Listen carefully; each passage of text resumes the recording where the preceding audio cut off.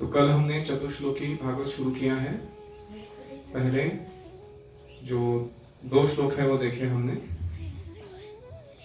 पहला श्लोक में हमने देखा अहमेवासमेवाग्रे नान्यद्यत् सदसत्परम पश्चात अहम यदेतच्च यो वशिष्येत सोऽस्म्यहम्। सृष्टि के आरंभ में, मध्य में और अंत में सब कुछ भगवान पर ही आश्रित है, भगवान से आता है और भगवान का अस्तित्व इन सबसे अलग बना रहता है। फिर हमने देखा ऋतेर्थम यत् प्रतीयेत न प्रतीयेत च आत्मनि तद्विद्यादात्मनो माया यथा धासो यथा तमः, कि जो चीज तुम्हें लगता है कि इसमें कुछ सार है, अगर वो कृष्ण से जुड़ा नहीं है तो वो असार है, वो माया है।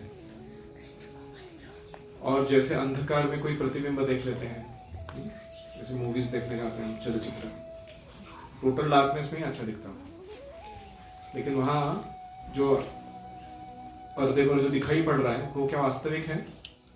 क्या वो एक्चुअल मारामारी चल रही है वहाँ हीरो हीरोइन की, सॉरी हीरो विलन की या फिर क्या सही में वहाँ पर बम फूट रहा है या गाड़ियाँ गिर रही है खाई में, कुछ हो रहा है ऐसा? माया है वो, है कि नहीं? तो ऐसे ही हमारे चित्त में जब हम कृष्ण को भूल जाते हैं तो माया ऐसा ही एक फिक्शन मूवी चालू कर देती है हमारे अंदर, ऐसा जैसे मानो हमको लगता है सब कुछ रियल हो। स्वप्न में हमको लगता है कि सब कुछ जो चल रहा है वो रियल है, वास्तविक है, लेकिन जब कोई उठा देता है हमको, हम देखते हैं अरे वो तो कुछ था ही नहीं, मैं क्या देख रहा था वो। तो ऐसे ही ये माया का स्वरूप है। तो पहला श्लोक जो था वो भगवान का वर्णन करता है कि कैसे वो सृष्टि के निर्माण, स्थिति, प्रलय कार्य करते हैं, उसके बावजूद भी वो बचे रहता है अपनी स्वस्थिति में। दूसरे श्लोक में वर्णन था माया का, जो भगवान से आती है, हमारे विजन को कवर करती है, भगवान को कवर नहीं कर सकती।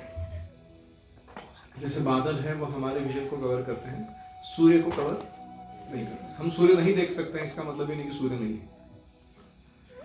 तो अभी हमें ये प्रयास करना चाहिए कि सार ढूंढना है हमें।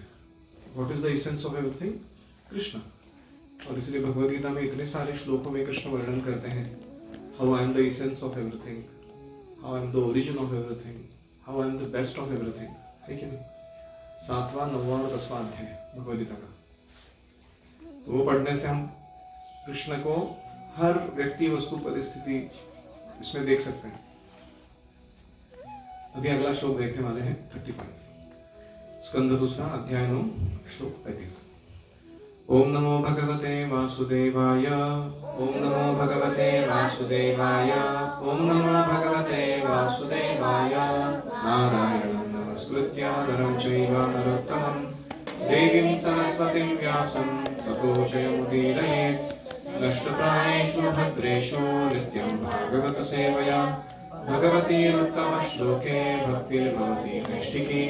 कृष्णाय वासुदेवाय देवकी नन्दनाय च नन्दगोपकुमाराय गोविन्दाय नमो नमः। यथा महान्ति भूतानि भूतेषु उच्च अवचेषु अनु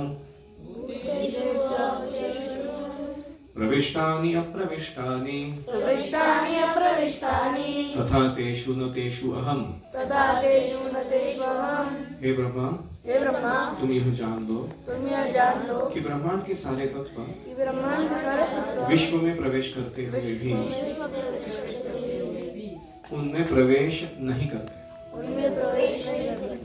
उसी प्रकार मैं उत्पन्न की गई प्रत्येक वस्तु में स्थित रहते हुए भी प्रत्येक वस्तु से पृथक रहता हूँ।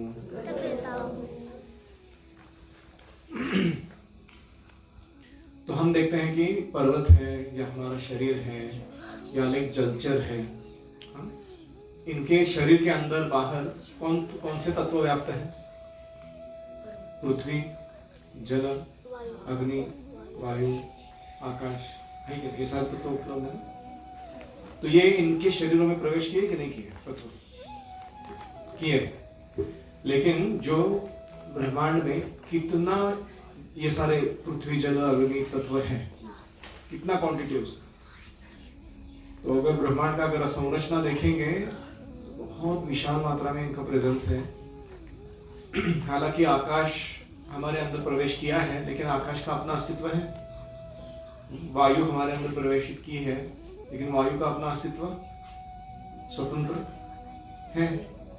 तो ये उदाहरण देकर भगवान समझा रहे हैं कि ऐसे ही मैं सब वस्तुओं में ब्रह्मांड के प्रवेश करता हूं, इसलिए उनका नाम है विष्णु। विष्णु का अर्थ क्या है? One who enters and pervades everything, जो प्रवेश करते हैं और व्याप्त करते हैं सब चीजों को, उनको कहते हैं विष्णु। तो ये प्रवेश तो करते हैं, लेकिन क्या उनका अस्तित्व खत्म हो जाता है फिर वो प्रवेश करने से? नहीं, वो अपने स्वतंत्र अस्तित्व में हमेशा अपने धाम में मौजूद रहते हैं। तो ये स्थिति को बता रहे हैं। गोलोक एव निवसति अखिलात्म भूतः। भगवान गोलोक में वास तो कर रहे हैं, फिर भी सारे शरीरों में, सारे जीवों के अंदर भी वास कर रहे हैं। तो अंडांतरस्थ परमाणुचयांतरस्थम, वो तो हमने देखा है। एकोपि असो रचयितु जगदंड कोटिं, ब्रह्मांडों में गुरुपदक्षयित विष्णु के रूप में, एटम्स के अंदर क्षीरोदक्षय विष्णु के रूप में भगवान सब जगह व्याप्त है।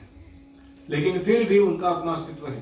क्षीरोदक्षय विष्णु का अपना अबोध है, गर्भोदक्षय विष्णु का अपना धाम है, महाविष्णु का अपना जो गिरिजा के अंदर स्थिति है, तो वो उससे वो अस्तित्व खो नहीं बैठे प्रवेश करने के कारण। इन सब चीजों से पृथक उनका अस्तित्व अभी भी मौजूद है।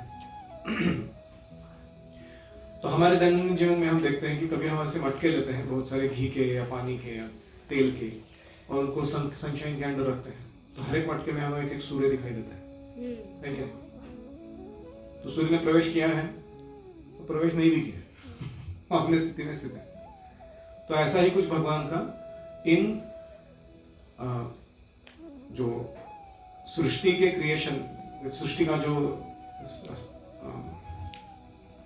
अस्तित्व है, उसमें उनका प्रवेश हुआ है, लेकिन प्रवेश नहीं भी हुआ है। तो इसीलिए भगवान इस जगत के हर प्राणी को मुक्ति प्रदान कर सकते हैं, क्योंकि वो स्वयं मुक्त है, वो बंधे नहीं है।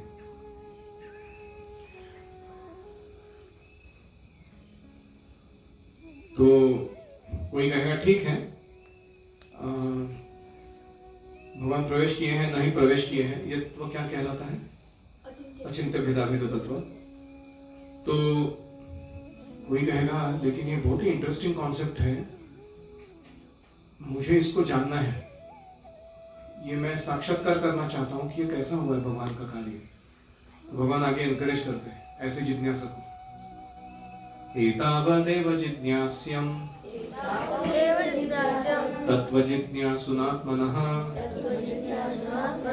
अन्वयव्यतिरेकाभ्याम् यस्यात् सर्वत्र सर्वदा।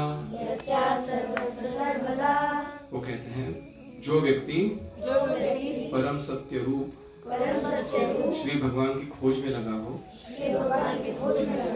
उसे चाहिए कि वह समस्त परिस्थितियों में सर्वत्र और सर्वदा प्रत्यक्ष तथा अप्रत्यक्ष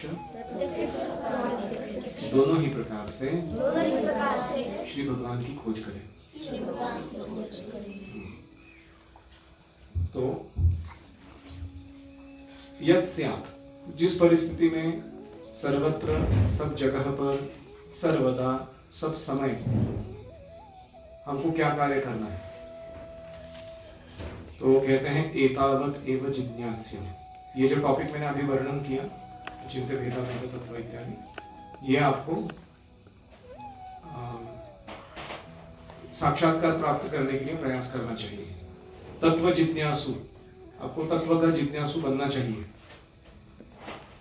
अन्वय मतलब सीधे रूप से, प्रत्यक्ष रूप से, और व्यतिरेक मतलब अप्रत्यक्ष रूप से आपको मेरा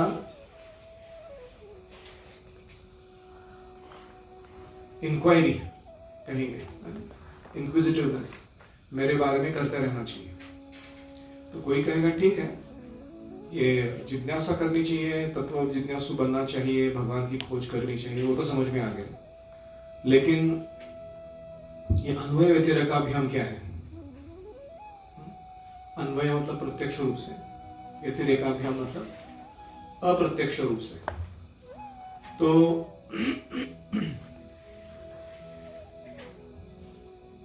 रूपा जी लिखते हैं,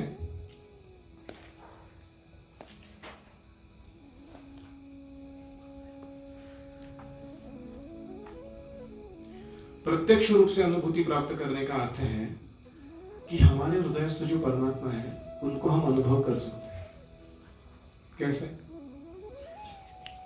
कि हमारे जीवन में कि हम केवल इच्छाएं कर लें, उन इच्छाओं को पूर्ण करने की क्षमता हमारे अंदर नहीं है। आप ये समझ रहे हो? जैसे हमें खाने की इच्छा है, लेकिन क्या खाना हम बना रहे? वो सारे ग्रेन्स, वेजिटेबल्स, तेल वगैरह, वो निर्माण क्या हमने किया? ऐसे ही हमारे अंदर इच्छा है कि हम ज्ञानार्जन करें। तो जो अलग अलग सब्जेक्ट मैटर्स हैं, उसका ज्ञान क्या हमने निर्माण करके रखा है जो हम उसको अभी ग्रहण करने वाले हैं? इच्छा है, लेकिन उसको पूरा करने की क्षमता हमारे अंदर नहीं है। समझ रहा पॉइंट सबको? तो क्या हम नहीं देख पाते हैं कि जब हमारी इच्छाएं होती हैं तो उनमें से कुछ इच्छाएं पूरी हो जाती हैं, कुछ नहीं होती? ये देख पा रहे हैं हम? बराबर है ना? इसका अर्थ क्या है?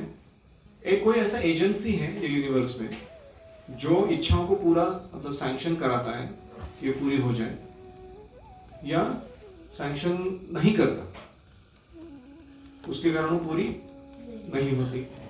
ये भी देख पा रहे हैं हम लोग। तो इसका अर्थ क्या है? प्रत्यक्ष रूप से हमारे हृदय में जो परमात्मा बैठे हैं उनकी जो दखल अंदाजी है हमारे जीवन में, वो हम देख सकते हैं। तो चाहे वो रक्षण की बात हो, पोषण की बात हो, किस कार्य में हम संलग्न होना चाहते हैं उसकी बात हो, कोई भी ऐसा टॉपिक नहीं है जिसमें उनका एक्टिव इंटरेस्ट नहीं है। वो गाइड कर रहे हैं हमारे सारे कार्यों को, वो कंट्रोल कर रहे हैं। ईश्वर सर्वभूतानां हृद्देशे अर्जुन तिष्ठति भ्रामयन् सर्वभूतानि यत्रारूढ़ानि मायया।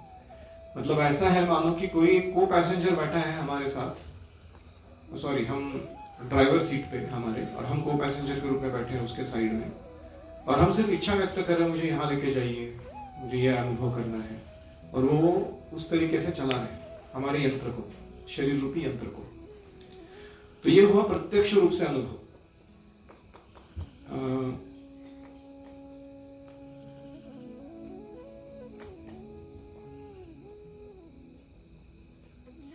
दूसरा है जब हम शास्त्र पढ़ते हैं, तो शास्त्र से कृष्ण के वचन जब सुनते हैं और उसको हम देखने लगते हैं आजू बाजू, तो प्रत्यक्ष अनुभव हो जाता है। जैसे कृष्ण वर्णन करते हैं 3 गुणों का, आपको समझ में आते हैं हमें 3 गुण?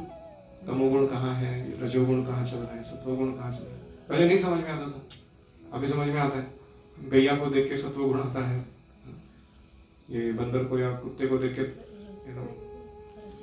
और ऐसे स्कंक या कोई बहुत गंदे जीव रहते हैं, गंदी नाली के कीड़े, उनको देख के समझ में आता है कितना तमोगुणी अस्तित्व है। पहले ये दिखाई नहीं पड़ता था। तो शास्त्र सुनने से, माधव, शास्त्र सुनने से और गुरु की वाणी सुनने से हमें प्रत्यक्ष रूप से कृष्ण का अनुभव होने लगता है। इसको कहते हैं अन्वय, मतलब प्रत्यक्ष रूप से। तो एक था, पहला था वो थॉटफुलनेस या इंट्रोस्पेक्शन, जिसके द्वारा हम देख सकते हैं, अनुभव प्रत्यक्ष कर सकते हैं कि परमात्मा इज गाइडिंग मी। और अभी मैंने क्या कहा?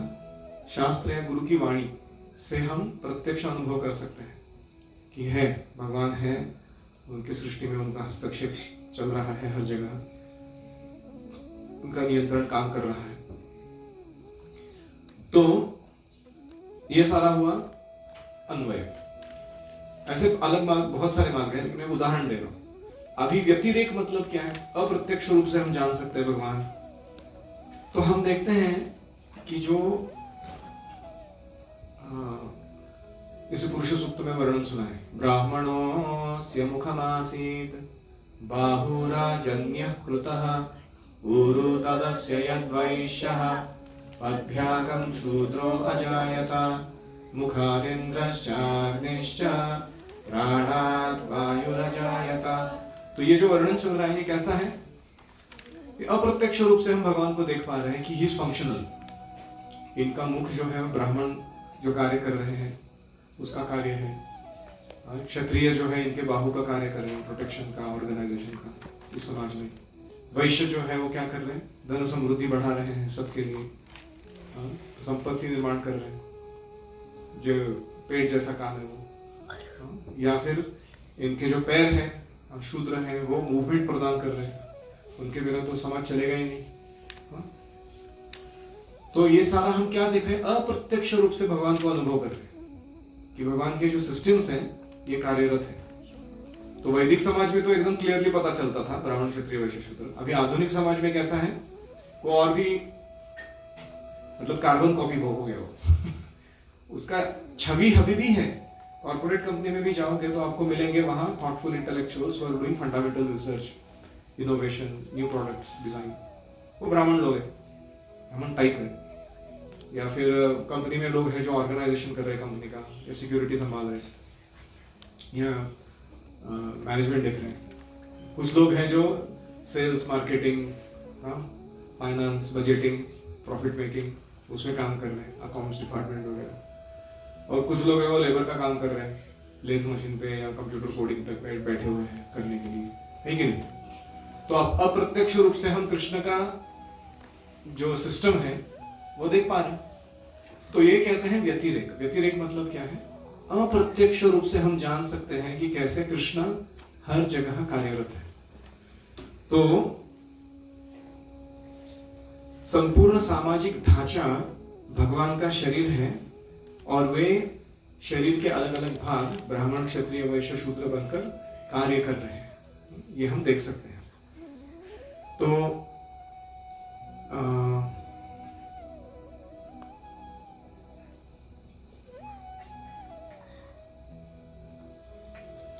अप्रत्यक्ष रूप से कैसे पता चलता है? जैसे कृष्ण वर्णन करते हैं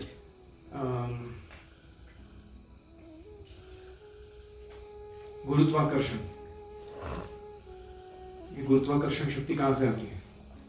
दो प्लैनेट्स के बीच में या दो ऑब्जेक्ट्स के बीच में जो पुल होता है, वो संकर्षण जो बलराम जी हैं उनके विस्तार रूप है, उनसे उत्पन्न होने वाली गुरुत्वाकर्षण शक्ति है। तो जब भी हम गुरुत्वाकर्षण देखते हैं कहीं भी, तो हम किसको याद कर सकते हैं? अप्रत्यक्ष रूप से अनुभव कर रहे हैं कि ये शक्ति के पीछे कोई है। ऐसे ही काल शक्ति है। काल को देख के ही समझ में आता है ना कि I am not in control, मेरे ऊपर काल का प्रभाव है। मैं बूढ़ा बनता हूँ, क्षीण हो जाता हूँ, मर जाता हूँ, शरीर पूरा नष्ट हो जाता है। तो इससे हम जान सकते हैं अप्रत्यक्ष रूप से कि हम नियंत्रित हैं भगवान की शक्तियों के द्वारा। तो कृष्ण क्या कह रहे हैं? हर परिस्थिति में तुम्हें मेडिटेशन रखना चाहिए कि इस परिस्थिति में मैं कैसे कृष्ण को अनुभव कर सकता हूं। जैसे अभी इसने पानी पिया, रसोहम अपसु कौन्तेय, कृष्ण कहते हैं पानी का स्वाद मैं हूं। प्रभा अस्मि शशि सूर्ययोः, तो अभी चंद्रमा आएगा, तो चंद्रमा का प्रकाश कौन है? कृष्ण है। वो वेजिटेशंस को सारे पनपने देता है, उसमें अलग अलग जूस उत्पन्न करता है, रस उत्पन्न करता है। तो ऐसे कृष्ण ने कितने जगह बताया है कि how to experience Krishna everywhere. तो हमें अपने इस मेडिटेशन को बढ़ाना है। तो कोई कहेगा कि ठीक है मैंने ये नहीं किया, ये ऐसी जिज्ञासा नहीं की, तो क्या होगा? तो भागवत वर्णन करता है, पराभवस्तावद बोध जातो यावन्न जिज्ञासत आत्मतत्वं यावत् क्रियास्तावदिदं मनो वै।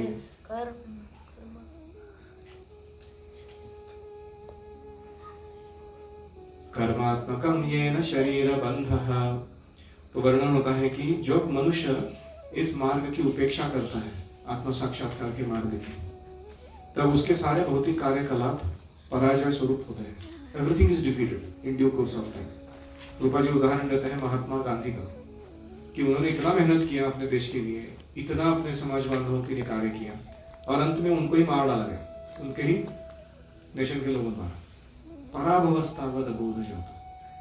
रूपा जी ने उनको वार्निंग दिया था खुद, एक लेटर लिख के, कि अभी आप पॉलिटिकल लाइफ से रिटायरमेंट ले लो, संन्यास ले लो, बहुत कर लिया आपने, अभी आप बूढ़े हो गए हो, आप मेरे साथ जुड़िए, भक्तियों का प्रचार कीजिए, भगवद गीता पढ़ाइए लोगों को, उससे ज्यादा भला होगा। अभी ये पॉलिटिक्स छोड़ दीजिए, वरना आपका ग्लोरियस ठीक एंड नहीं होगा। ऐसे प्रभुपाद जी ने लिखा था, और वही हुआ। तो इसको कहते हैं पराभवस्तावत अबोध जातो। क्यों? यावत न जिज्ञासत आत्म तत्व। और फिर तुम्हारा जीवन जो है वो अवांछित और व्यर्थ कार्यों में व्यस्त हो जाएगा।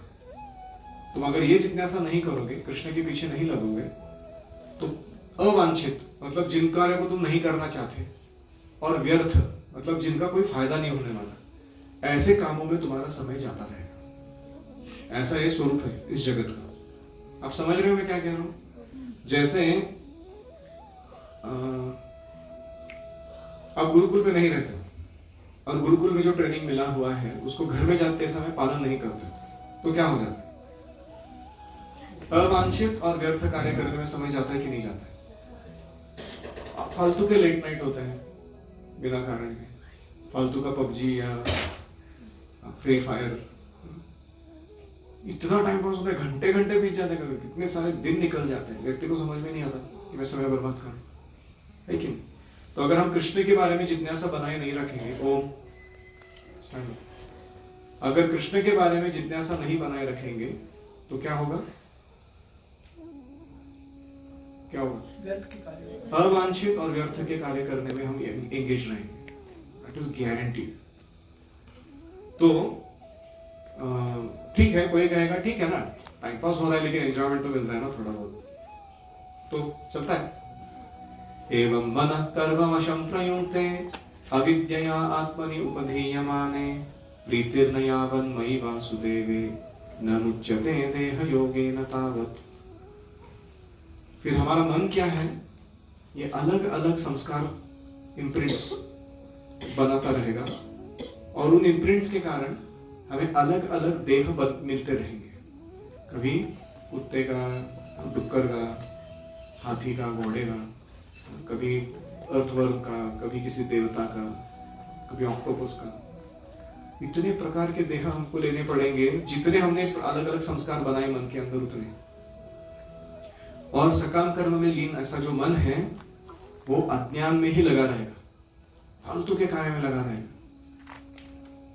भगवान को जब तक भगवान के प्रति प्रेम प्राप्ति नहीं होती तब तक पुनः पुनः विभिन्न देहों में इस भवबंधन में पड़ा रहना पड़ेगा। तो इसको कहते हैं the danger of not enquiring about Krishna in everything. इसीलिए भगवान कहते हैं अन्य जगह, भागवतम का एक बहुत प्रसिद्ध श्लोक है, प्रभुपाद जी बहुत बार कोट करते थे इसको। प्रभुपाद जी कहते थे अकॉर्डिंग टू यू, तो किसने पूछा कि आपका व्हाट इज द एसेंस, आपका मेन मैसेज क्या है, वो बताइए। तो प्रभुपाद जी ने ये श्लोक कोट किया, फर्स्ट कैंटो का श्लोक है वो। किसको याद है ये श्लोक? इट इज ऑल्सो अबाउट जिज्ञासा। जिज्ञासा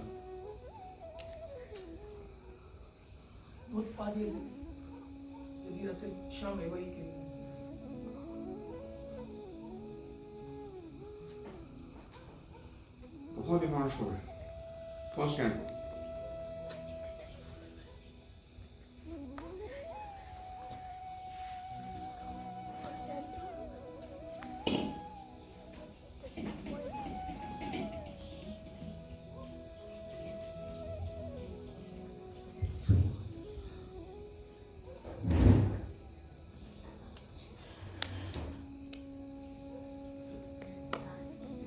मैं खुद ही भूल गया उसको स्टार्ट बताते बताते।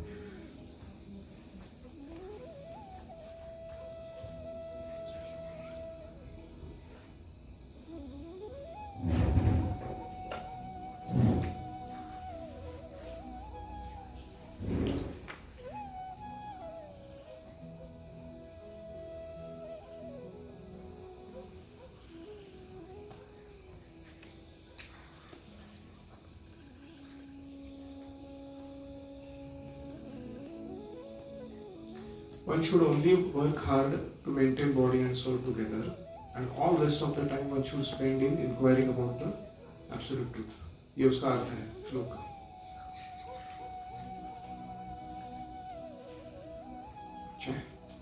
It was on my tip of my tongue when I was not talking about it, and suddenly went off from my memory.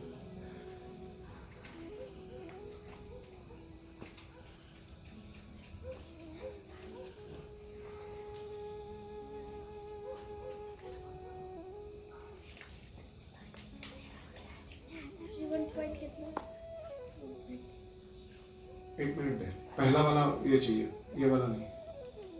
Old वाला है ना. I have to get that book.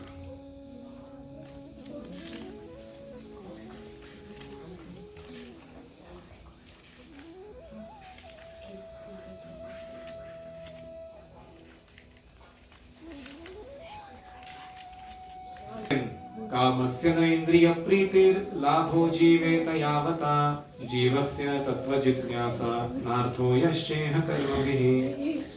कि जीवन की इच्छाओं को काम वासना की तरफ, काम की तरफ कहीं भी मोड़ना नहीं चाहिए. सिर्फ इच्छा करनी चाहिए कि मैं एक स्वस्थ और लंबा आयु वाला जीवन जीऊं, लेकिन बाकी सारा समय जो है किसकी इच्छा में बिताना चाहिए कि कैसे मैं परम सत्य को प्राप्त करूं, कैसे मैं उनकी खोज करूं. Nothing else should be the goal of one's works. जो हम कार्य कर रहे हैं ये छोड़ के दूसरा कोई उद्दिष्ट लेके कार्य नहीं करना चाहिए. सरल भाषा में कोई बोलता है आपके चलो आइसक्रीम खाने जाते हैं, तो हम बोलेंगे ठीक है आइसक्रीम खाने जा सकते हैं. हम क्या करेंगे, क्या वो कहेंगे नहीं हम जाके थोड़ा गोविंदास में बैठेंगे और थोड़ा भागवतम चर्चा करेंगे. नो प्रॉब्लम, ऐसे कार्य के लिए हम जा सकते हैं. कोई कहता नहीं ऐसे मूवी मल्टीप्लेक्स थिएटर में जाएंगे, थोड़ा टाइम पास करेंगे, नाचेंगे कूदेंगे गाएंगे वापस आ जाएंगे. हम कहेंगे not interested in your ice cream. आप समझ रहे हो. अगर हमारा उद्देश्य पूरा हो रहा है कृष्ण भावना का, तो हम वो कार्य करने के लिए तैयार हैं. Otherwise we are not interested. Don't waste my time, don't waste your time with me. तो इसको कहते हैं, प्रभुपा जी ने बोला कामस्य न इंद्रिय प्रीति लाभो जीवेत यावता जीवस्य तत्व जिज्ञासा नार्थो यश्चेह कर्मणि. तो इसके पहले का श्लोक ही धर्मस्य हि अपवर्गस्य. Even that is also nice. But Prabhupada quoted this verse saying that this is the essence, what we want to teach people. How to desire absolute truth. And how to desire other things in relationship to gaining absolute truth. ये हम सिखाना चाहते हैं लोगों को. So anyways, thank you for bringing that. तो ठीक है.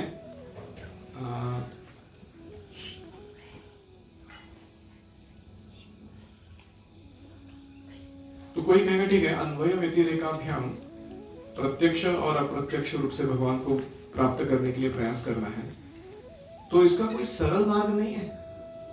You have something to say?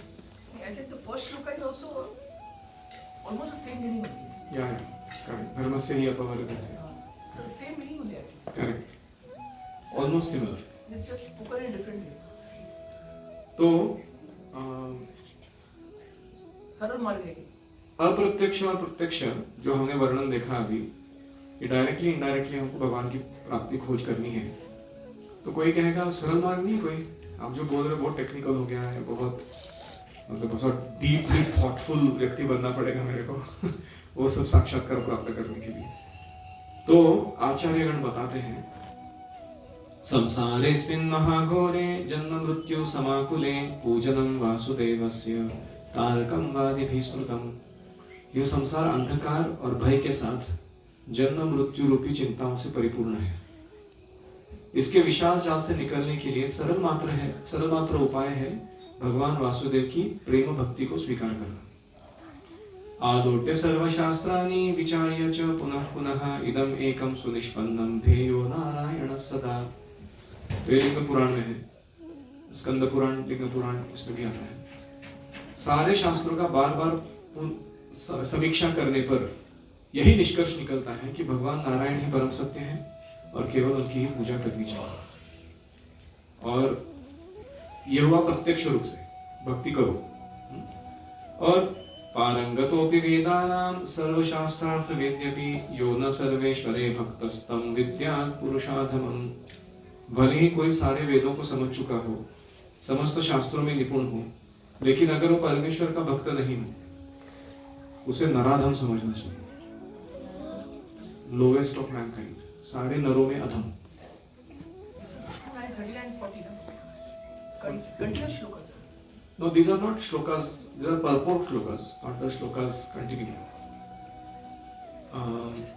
ऐसे अप्रत्यक्ष रूप से भक्ति का वर्णन आता है कि भक्ति करो वरना तुम्हारा शास्त्रों का पठन सब यूजलेस है।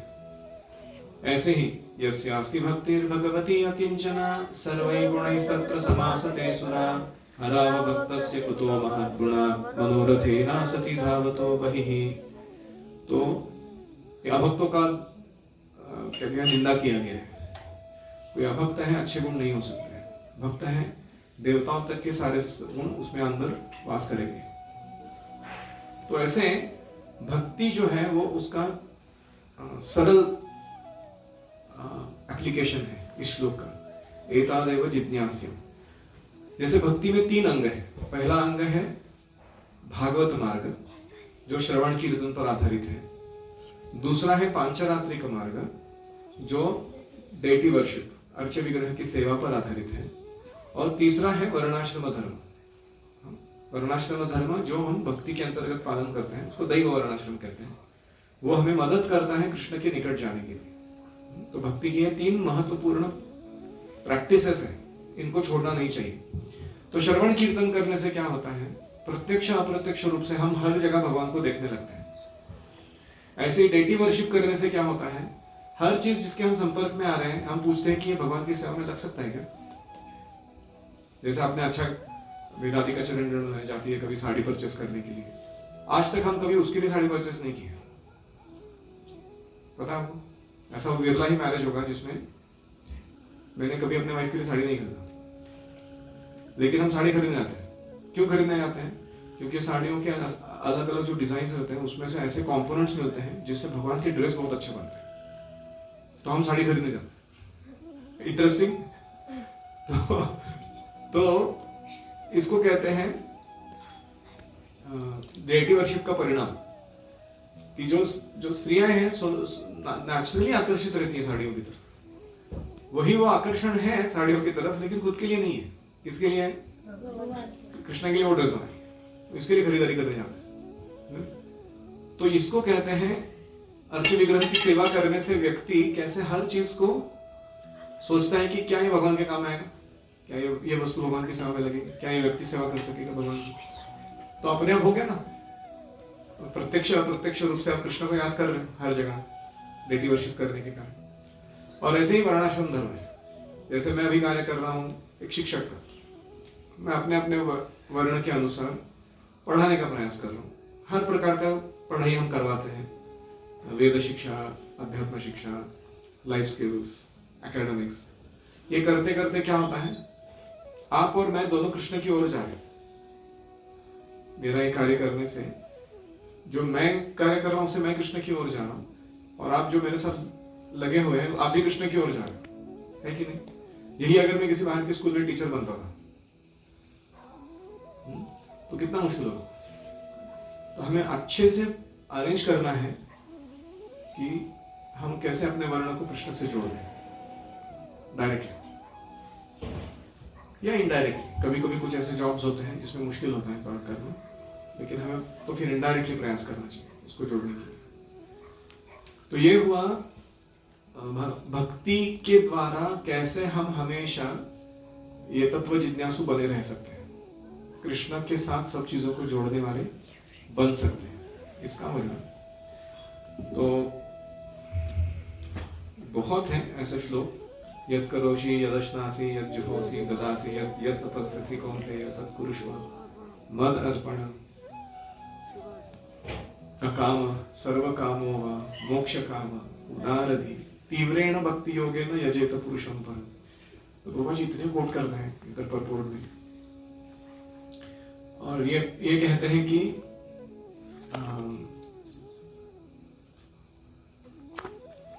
योगी नाम नृप निर्णीतम हरे नामानुकीर्तन, कि एंड कंक्लूजन सारे योगियों के द्वारा यही है कि हरे नाम का अनुकीर्तन करना चाहिए और भगवान को कभी नहीं भूलना चाहिए। तो ये कंक्लूजन भगवान प्रभुपाद जी अपने तात्पर्य में देते हैं। स्वनुष्ठितस्य धर्मस्य संसिद्धिर हरितोषणम। तो मैंने ये अंग इसलिए बताए, भागवत विधि, पांचरात्रिक विधि और वर्णाश्रम धर्म, कि हमको इनको कैसे टाइटली पकड़ के रखना है अपने जीवन में। ये हमको कैसे ना कैसे तो कृष्ण से जोड़े रखेंगे, ये करते रहेंगे तो पूरे आजीवन। भागवत धर्म मतलब पंचरात्रिक धर्म मतलब वर्णाश्रम मतलब हाँ जॉब या बिजनेस, उसको कृष्ण से कनेक्ट बनाना, अपना ब्रह्मचर्य लाइफ, मैरिड लाइफ, वो कृष्ण से इंटर रखना।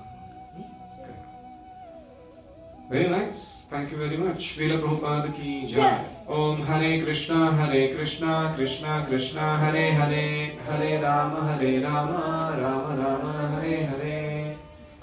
श्रील प्रभुपाद की जय, श्रीमद् भागवतम की जय। Thank you all very much.